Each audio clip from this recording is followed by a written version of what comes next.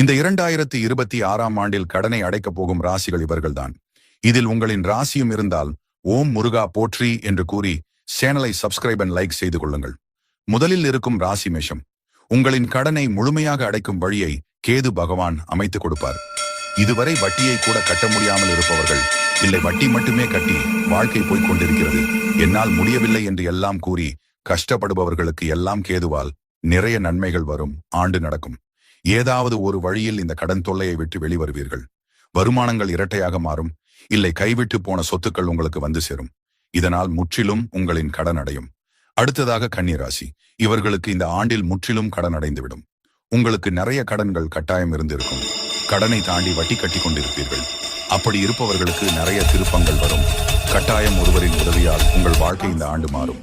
இந்த வருடம் நீங்கள் சரியான கணக்கு போடுவீர்கள். எப்படி கடனை அடைக்க வேண்டும் என்று அதன்படி அதில் வெற்றியும் பெறுவீர்கள்.